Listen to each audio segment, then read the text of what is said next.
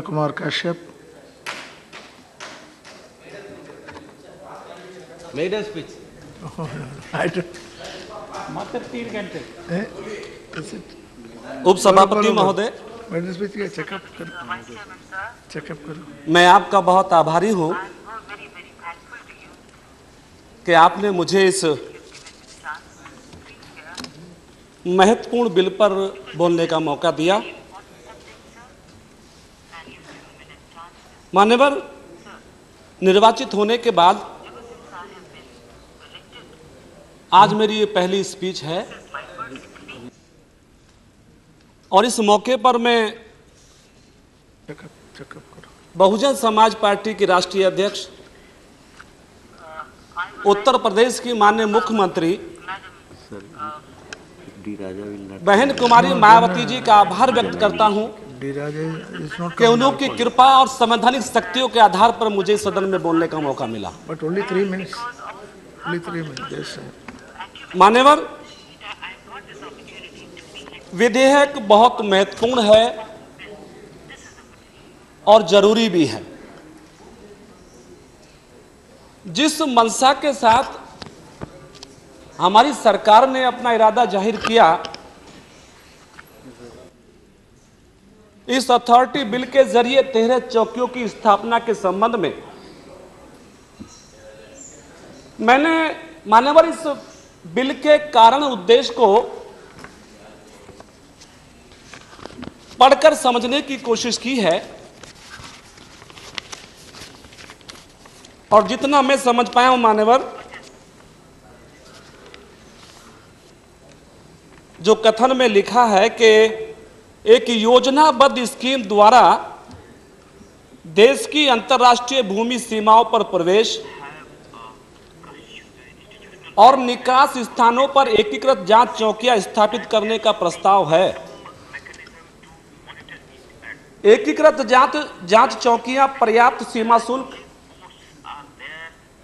और अप्रवासन सुविधाओं, सुरक्षा और अनुवीक्षण उपकरणों, स्वास्थ्य और कस्टडी सुविधाओं, यात्री सुविधाओं जैसे प्रतीक्षा क्षेत्र, जलपान गृह विभाग, कक्ष शुल्क मुक्त दुकानें, पार्किंग, भांडागारन, आधान, यार्डों, परिवहन और संभार तंत्र, कंपनियों के कार्यालय, बैंक और वित्तीय सेवाओं, ड्राइवरों के लिए शयनगारों और नवीनतम आधुनिक सुविधाओं से सज्जित एकल परिसर में सेवा स्टेशनों, ईंधन स्टेशनों वाले सभी संबंधित सुविधाओं वाला यात्री और स्थोरा टर्मिनलों की समर्पित एक बिल को पढ़ने के बाद मुझे ऐसा लगा कि ये बिल जो गृह विभाग ने आज इस सामान्य सदन में प्रस्तुत किया है, मेरे विचार से ये बिल गृह विभाग को प्रस्तुत नहीं करना चाहिए था, चूंकि जिस तरह की व्यवस्था और जिस तरह का कारण इस बिल के जरिए स्पष्ट किया गया है, उसको देखकर सीमा शुल्क का मामला है मान्यवर, या सुविधाओं का मामला है, शुल्क मुक्त दुकानों का मामला है, या परिवहन का मामला है। मान्यवर, दुकानों का निर्माण, एक तो मैं समझता हूं मान्यवर ये लैंड पोर्ट अथॉरिटी बिल ना होकर जैसे ये कोई हाउसिंग कमेटी का बिल हो गया। इसलिए मान्यवर, मुझे इसमें 2 तरह की आशंकाएं मान्यवर लग रही हैं।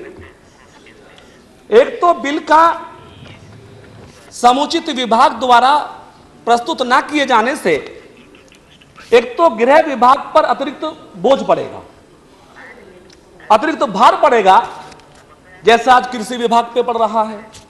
उनके पास खाद भी है, क्रिकेट का सारा सामान भी है, इस तरह से अतिरिक्त भार एक विभाग को पर पड़ेगा। दूसरा मान्यवर, इस बिल को प्रस्तुत अगर वाणिज्य विभाग करता या मान्यवर इस बिल की प्रस्तुति रेवेन्यू डिपार्टमेंट करता तो जरूर बात समझ में आती। इसलिए मान्यवर इस बिल का प्रस्तुत करना गृह विभाग के द्वारा मेरे विवेक से, मेरे विचार से उचित नहीं लगता है। मान्यवर इस बिल के द्वारा सरकार का मंशा है कि 13 चौकियों की स्थापना होगी, एकीकृत चौकियां, जिसमें 7 का निर्माण पहले किया जाएगा, 6 को बाद में बनाया जाएगा। मान्यवर 13 चौकियों के बनाने से यह बात सही है कि विदेशी व्यापार में वृद्धि हो सकती है, 7 चौकियों से देश की सुरक्षा में भी कुछ लाभ हो सकता है। लेकिन जो बाकी देश का बॉर्डर है, चाहे मान्यवर नेपाल बॉर्डर है, चाहे बांग्लादेश का बॉर्डर है, चाहे पाकिस्तान का बॉर्डर है या भूटान का बॉर्डर है, मान्यवर उन बॉर्डर की लाइन पर सरकार क्या प्रबंध करेगी, बिल में क्या व्यवस्था की जाएगी, इस पर मान्यवर कोई ध्यान नहीं दिया गया है। बहुत अच्छा होता मान्यवर कि इस बिल को लाने से पहले, अब अगर गृह विभाग ने ये बिल प्रस्तुत कर ही दिया है तो मैं ये निवेदन करूंगा, इस हाउस की चिंता मान्यवर ये है कि बहुत अच्छा होता कि इस बिल के अंदर देश की अंतर्राष्ट्रीय सीमाओं पर फेंसिंग कराने की व्यवस्था भी की जाती है। मान्यवर हम घर बना रहे हैं, घर का दरवाजा है लेकिन बाउंड्री नहीं है, घर का दरवाजा है लेकिन बाउंड्री नहीं है मान्यवर। यानी मुझे कई बार इसमें आशंका लगती है ये कि तेरे घर में दरवाजा है लेकिन तुझे खतरे का अंदाजा नहीं है।